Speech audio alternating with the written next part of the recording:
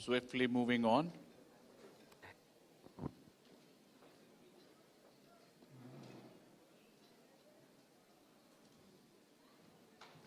We are seeing some churn. We'll let it settle down.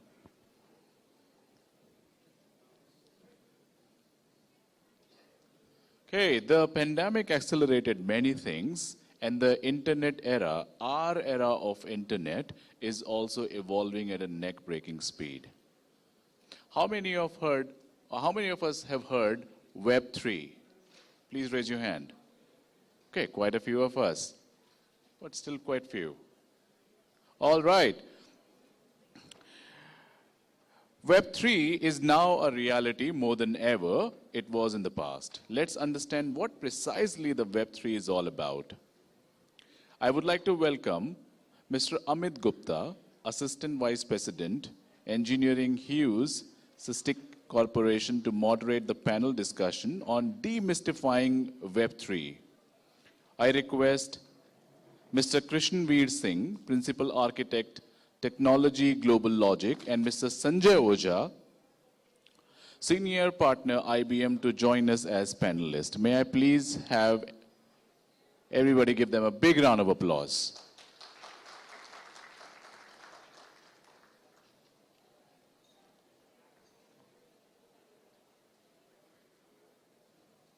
Thank you.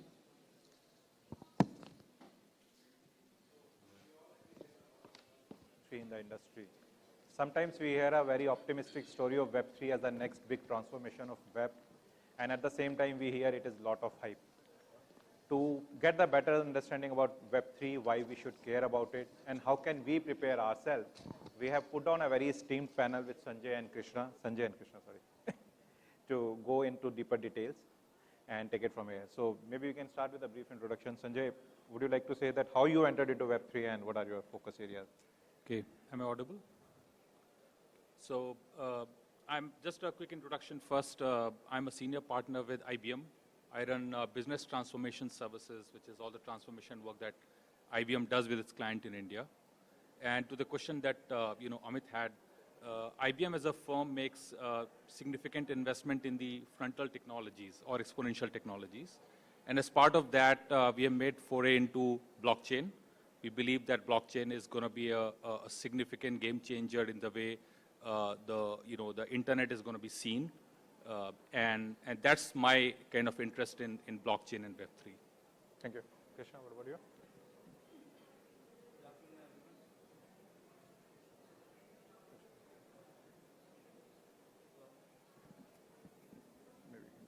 Krishna? Oh, okay. In the meantime. Good afternoon, everyone. I'm Krishna Singh, currently working at the GlobalLogic. I'm part of our technology team. And my current focus is to help our clients to define the technology roadmap and then implement it. And one more responsibility that I have to explore the emerging technologies and really understand how these technologies help us to solve business problems. And as a part of the practice, I work on proof of concepts, building POVs and accelerators on these emerging technology. So as a part of, now we talk about Web3, when I work with clients, and especially in retail and telecom, they really want to understand how does Web3 apply to their business models, how can they use, for example, NFTs in the Web3. So this is something I'm really excited, and a lot of our clients are excited. They're exploring Web3 in their business. So we will definitely talk about a couple of use cases today. Glad to be here. Thank you. Thank you. So, Sanjay, to start with, if you search over net, you see the Web3 use cases ranging from distributed finance to e-commerce, or for namesake, any Web 2.0 use case is applicable for Web3. As per your experience, what is the applicable playground of Web3? Is it for few use cases or it applies everywhere? I think the one thing is, even before you talk about the use case and the playground, I think it's very important to understand what is Web3 and how it is different from Web 2.0. Essentially, it's about an open internet, which is where you generate trust through technology. There is no central mechanism to control. There is no one large organization controlling and dictating terms. And with that, I think the biggest use case that all of us know is decentralized finance, as they call DeFi. And in DeFi, the big use cases that all of us know is cryptocurrency. And this is real. This is happening. There are like thousands of cryptocurrency. Bitcoin is probably the most prominent one. Ethereum is the other one. Apart from this, the whole concept of blockchain goes and extends into, you would have heard a term called non-fungible tokens, which is all about creating an immutable digital image, which is of value to a community. So NFTs are the other big playground in use cases. But if you go to like a very specific industry use case, go to conventional corporations, go to a bank or which runs a trade finance business, building an ecosystem where trade finance can be supported with the regulators, with the customs department, along with that, the counterparties and the bank itself. There are 4 different parties, and how do you do transaction even without sharing data, and you do it at speed? Those are the use cases that are real close to home with our clients, which I think will eventually, take over the big part of what this playground will look like. Thank you. So, Krishna, continuing on this, as an architect, what special feature or a specification you look for in a system while choosing Web 3 over Web 2? Right. So first of all, when we say Web 3, we really need to understand that we can't solve every problem with Web 3, right? This is not something similar back in 2008 that you can solve every problem with the mobile, right?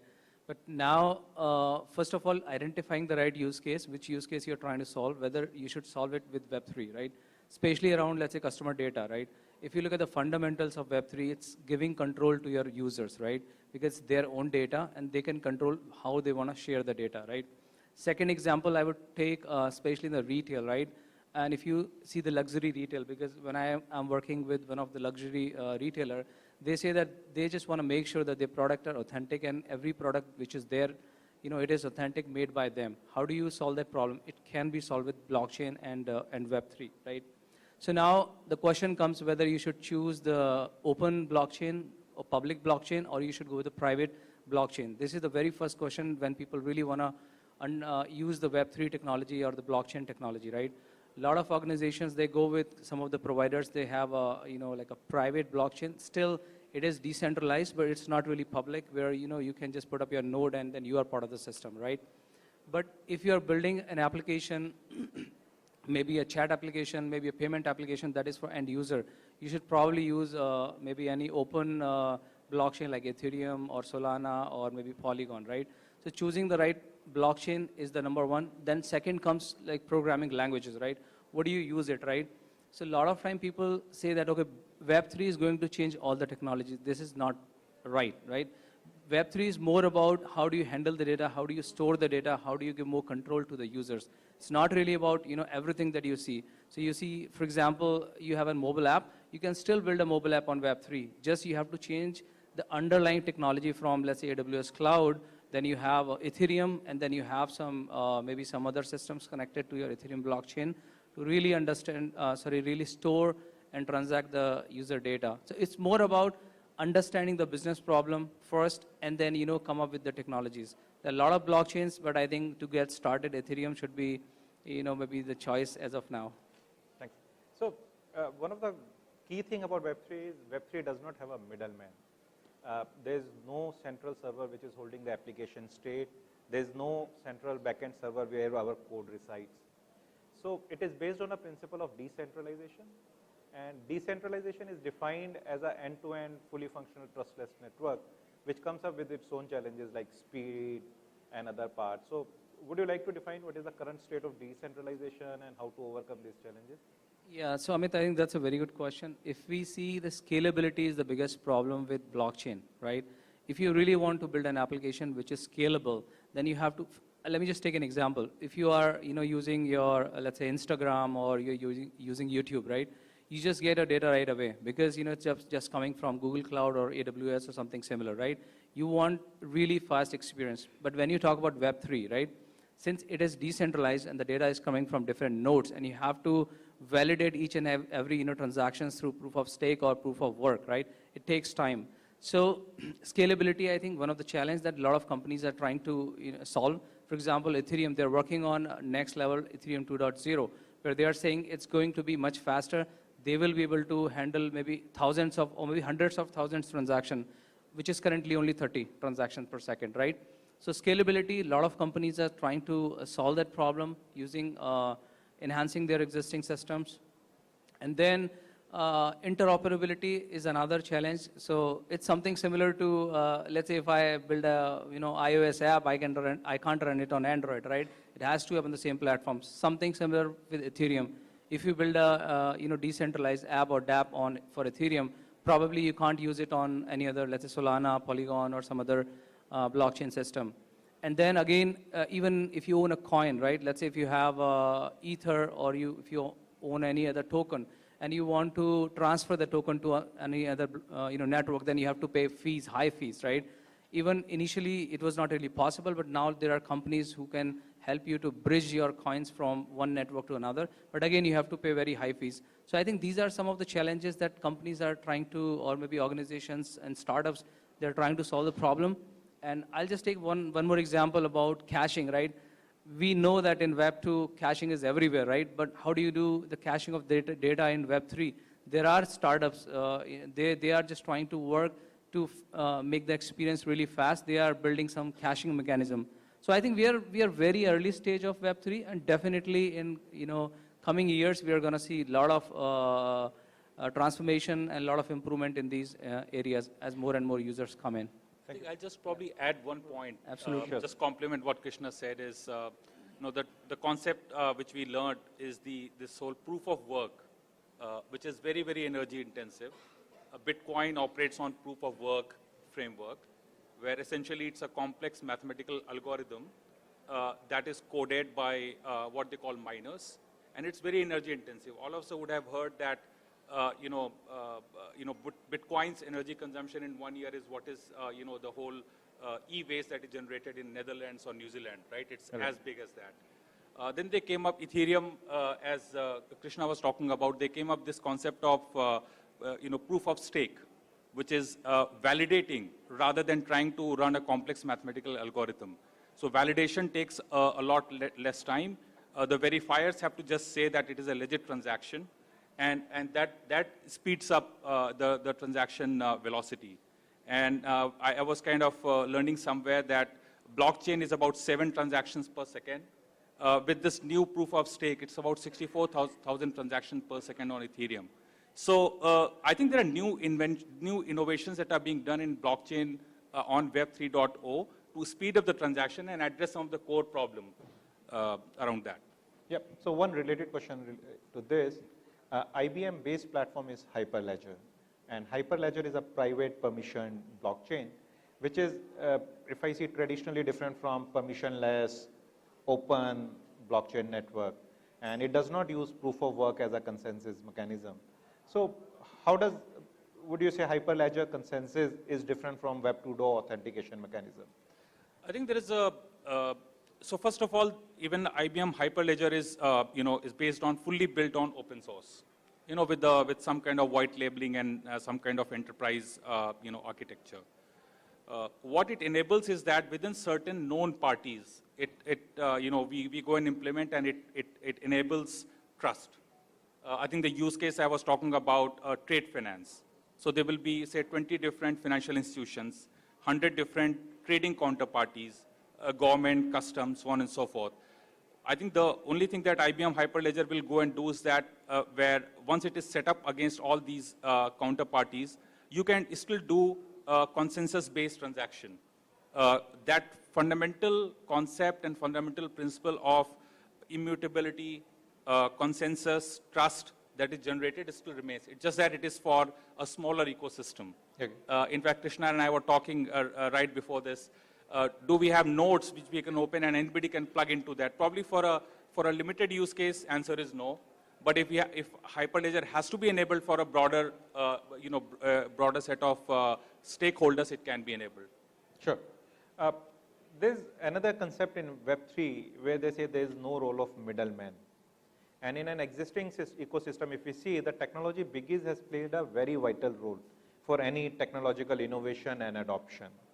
So how do you see Web3 and this technology big is coming together? Is it helping them to solve some of the use cases, or is it challenging their position, or it is neutral? How do you put it?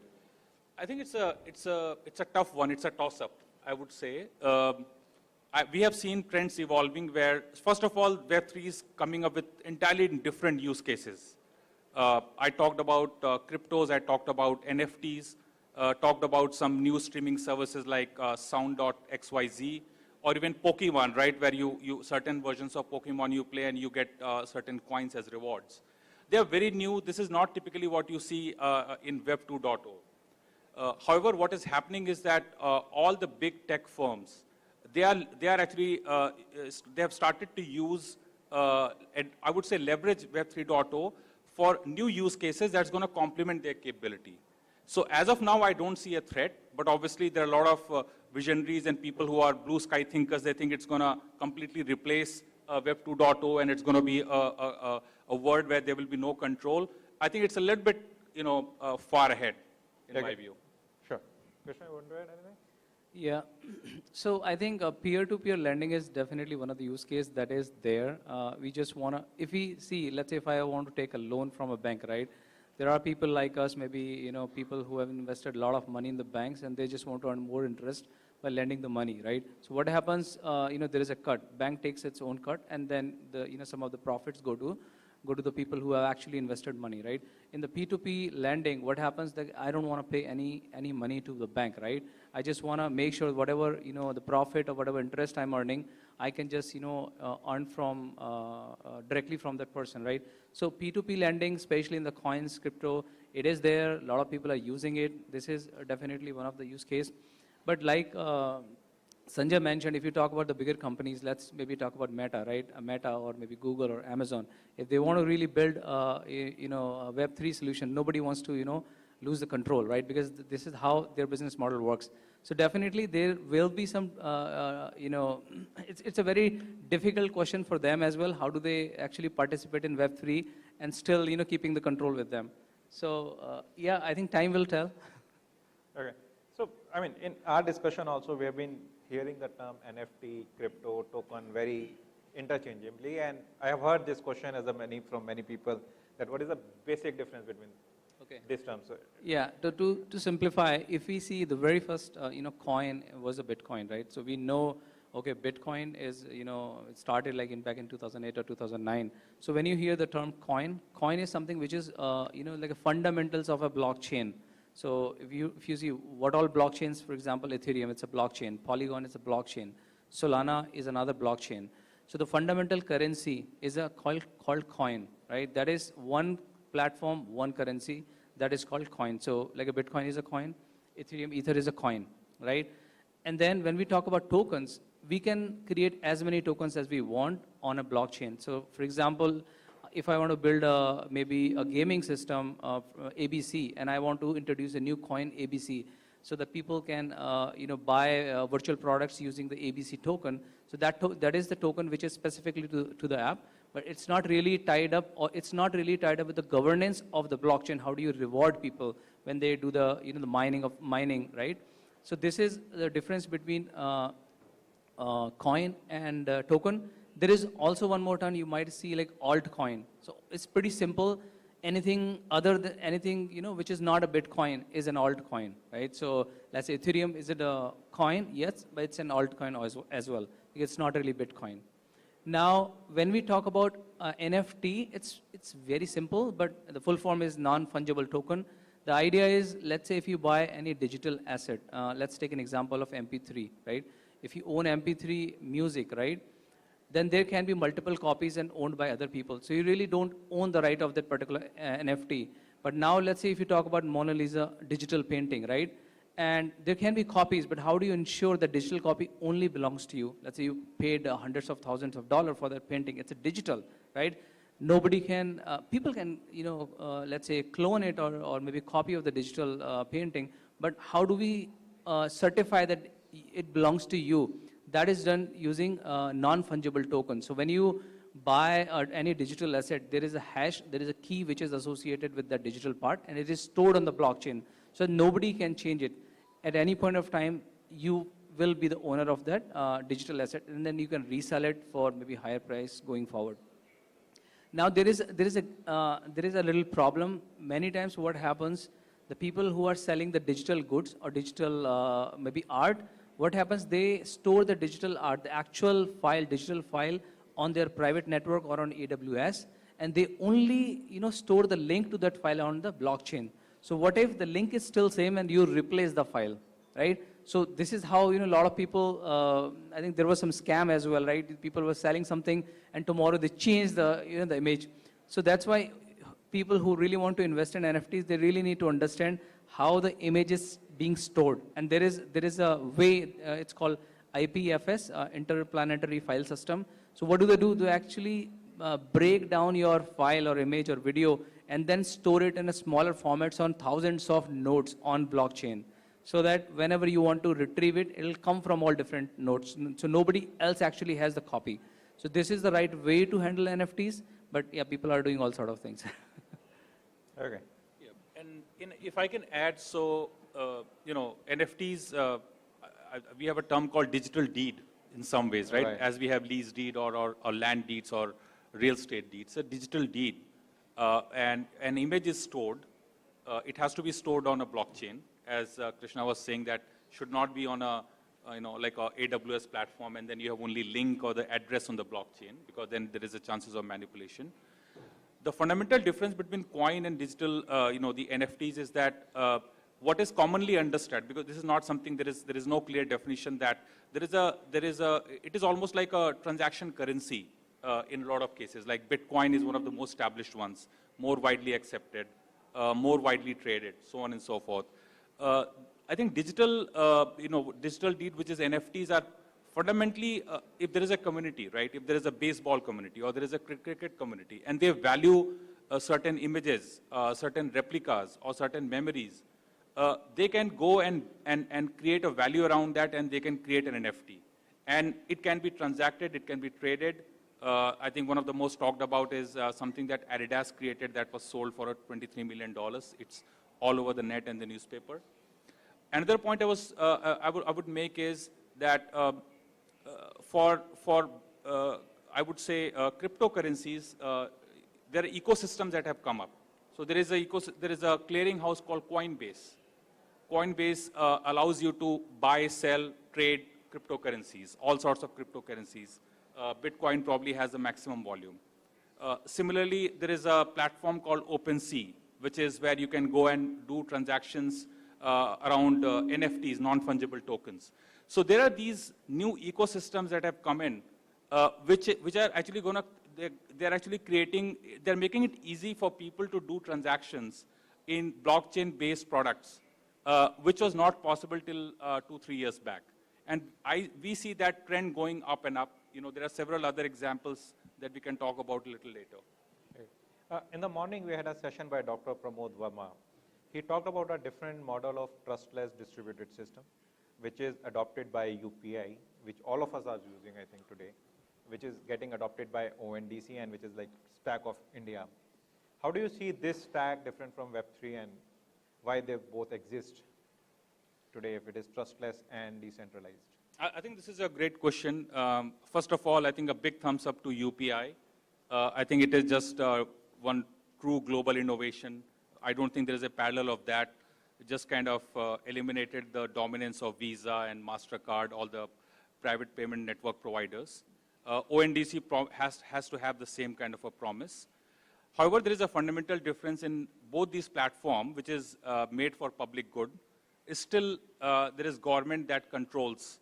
It is a final arbiter. In fact, there was a news some time back. In fact, it was a rumor that there are going to be charges for UPI. So there is an entity which has the authority, which has the influence to come out with changes and regulations and things like that.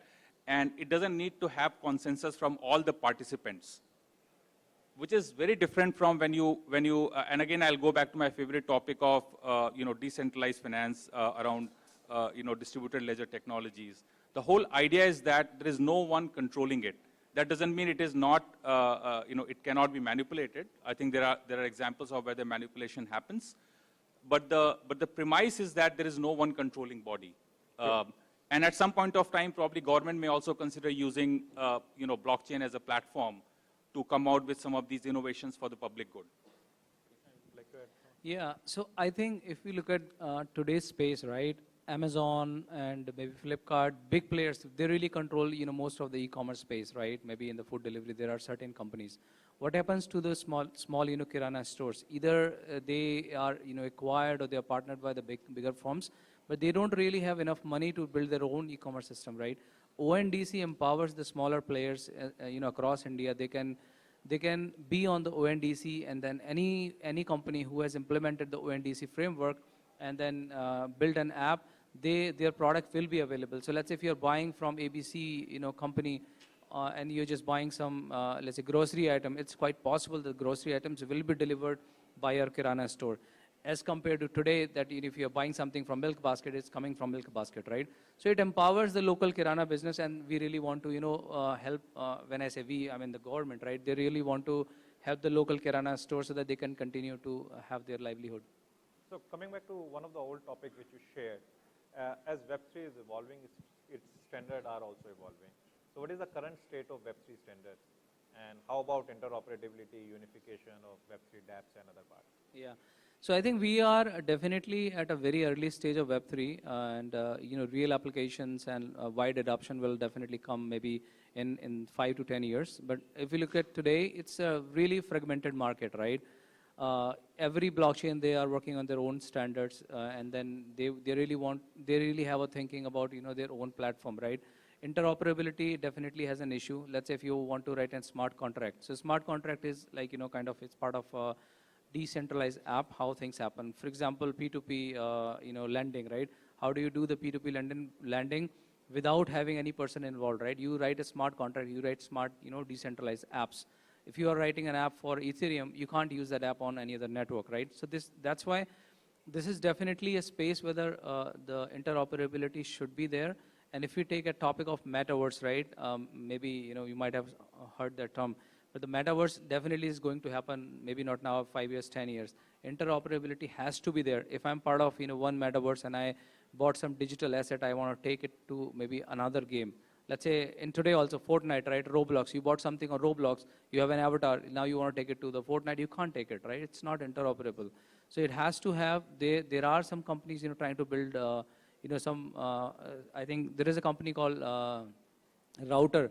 What they are doing, they are actually building a platform where you use their router platform to build decentralized apps, and then you can, it will help you to deploy your apps to multiple blockchain platforms.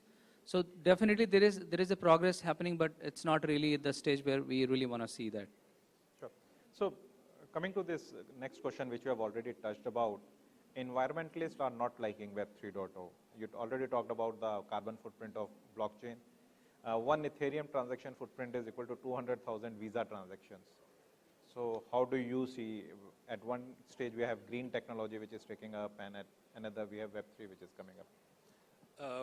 Again, I would just say it's a toss-up, right? That you will have this push and pull, but I think innovation around blockchain and the use cases, in this case, crypto as a use case, using proof of stake versus proof of work for validations, using simpler validation methods.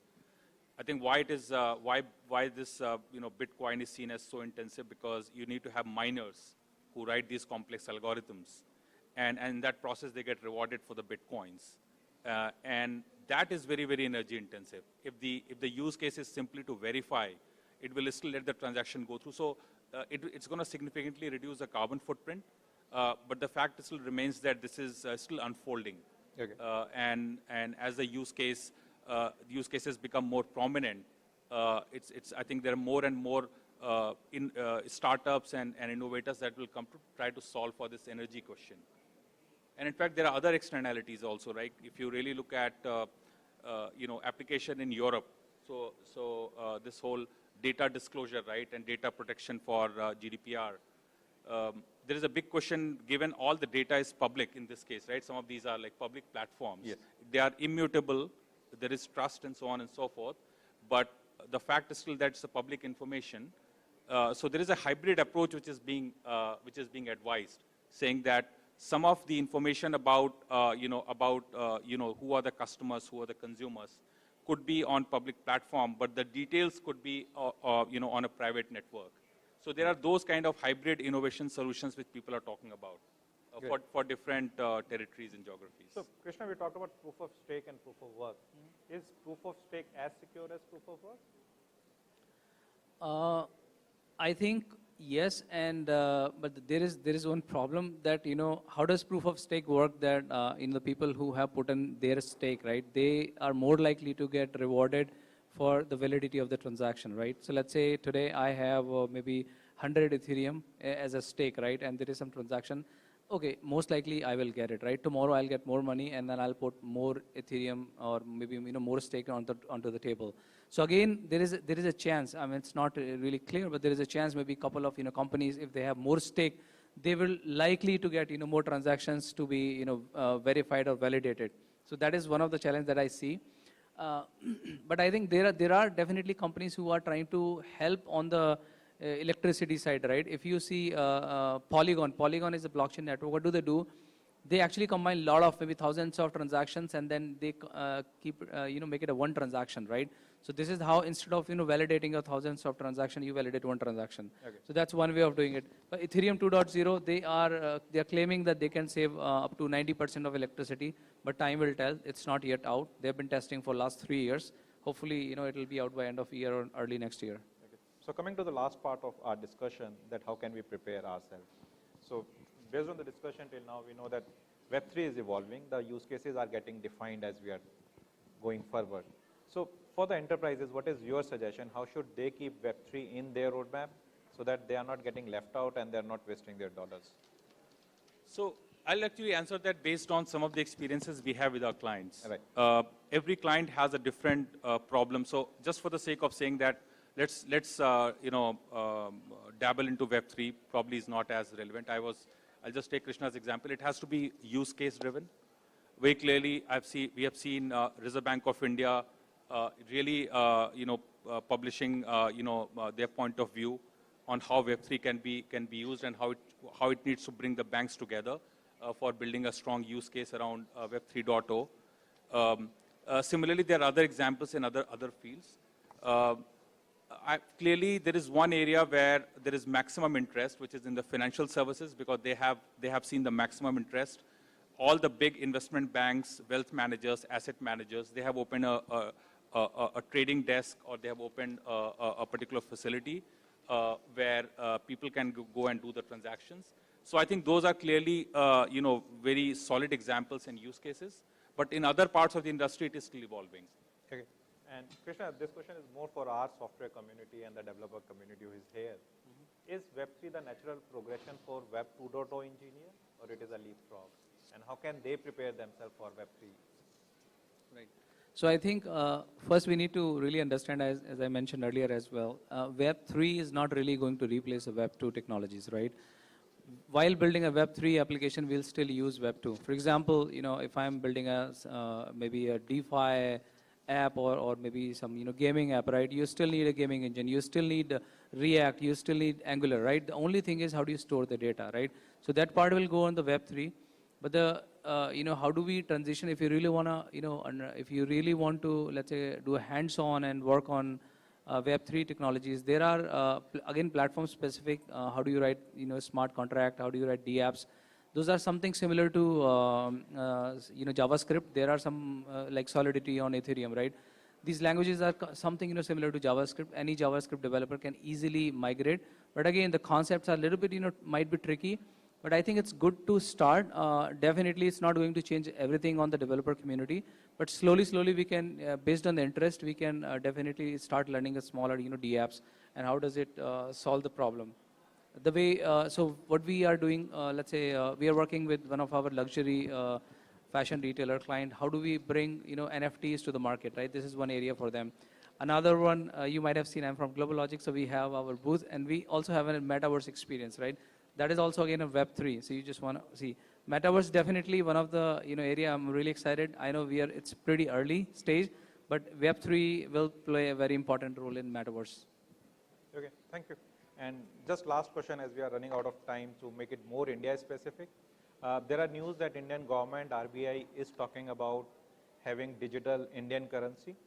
How will that play a role in complete India Web 3.0 story? Yes, that's a great question, and I would say that's a question which most of the central banks are trying to address, Okay. and trying to evolve their point of view. So we are done with our questions. If there are any questions, we can take it up from the audience. That was truly insightful, sir. Thank you so much. What a gripping discussion. Are there any questions for the panel? Yeah, there is one. Okay, we have two. And we did very well on time. Thank you. So we're going to take two questions. Yes, please. Can somebody pass on the mics? Thank you. We believe in trustworthy. Hi, my name is Nikhil Mathur, and it was a very interesting discussion we had. You talked about somewhere around the energy part of the entire paradigm, and somewhere I read that a lot of these servers were physically located in countries like Ukraine and other part of the world, and with the kind of a geopolitical situation we have globally, how industries are trying to make it more resilient and ensure that there is a continuity of service. Yes, I'll make an attempt. So I think by design, and it actually, this question came up for Bitcoin. And not only because of geopolitical issue around Ukraine, but also issues in China, because China has officially declared that, cryptocurrencies they don't want to really go with cryptocurrency and they really want to ban it, which is one extreme case. I think a lot of miners have, started moving into other parts of the world. As of now, we haven't seen any government coming up and trying to support, the ecosystem of cryptocurrencies. I think it's more of a personal enterprise. That's what we have seen so far. It might change significantly as more and more enterprises start adopting it, and maybe one or two large central banks or central governments start supporting it. Right now, probably the only government which is supporting it, maybe some Central American government, a small Central American government, which is firmly putting its weight behind, Bitcoin. Yeah, we have one from there. Last question. Can we take one more question, please? Yeah. Here. After this? Okay, sure. Thank you. Yes, please. Can we have the mic there, please? Yeah.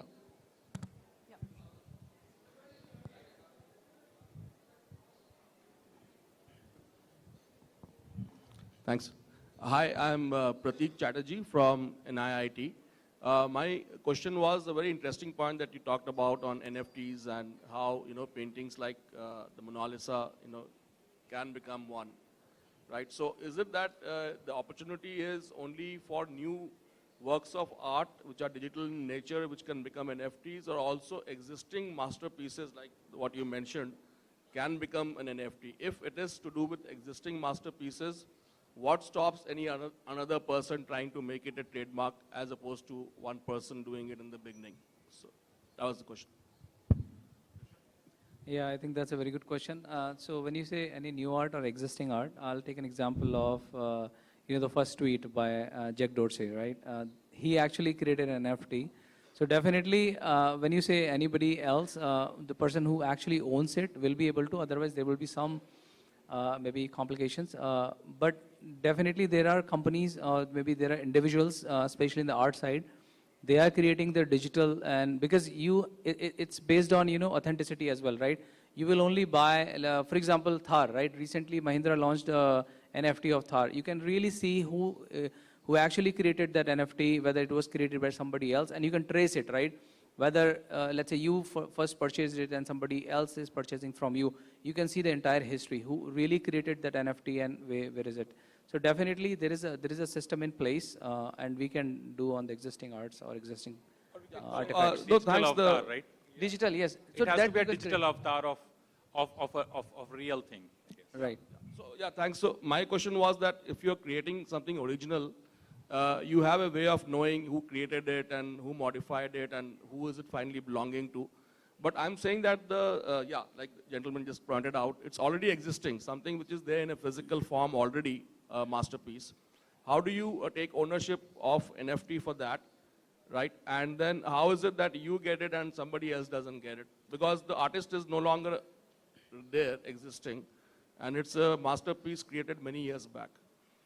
So I think there are still, some bodies who actually own the art. So even if, let's say, the owner is, or maybe the creator is not there, there is somebody.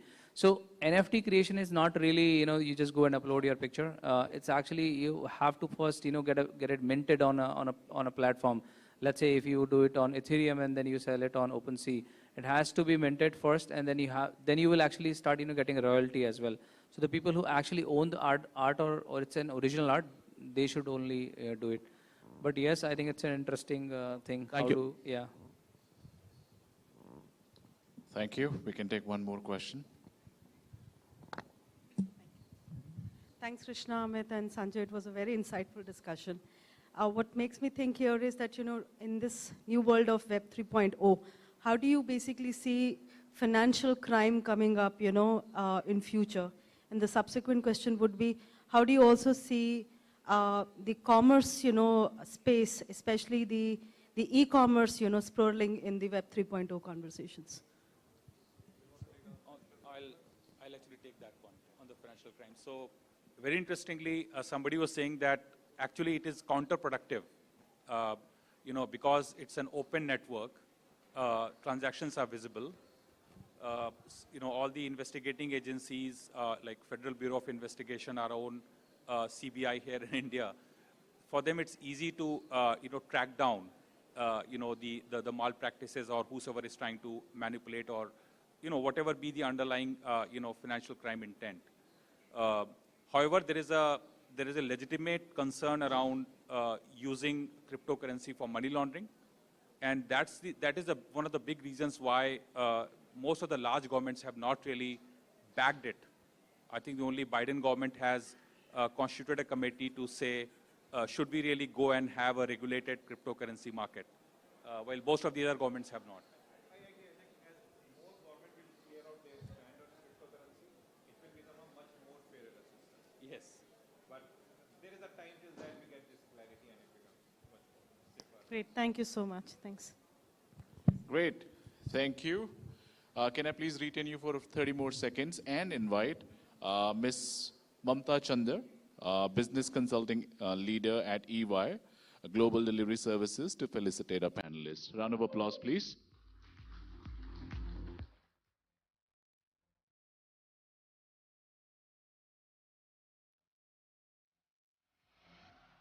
Do you need help?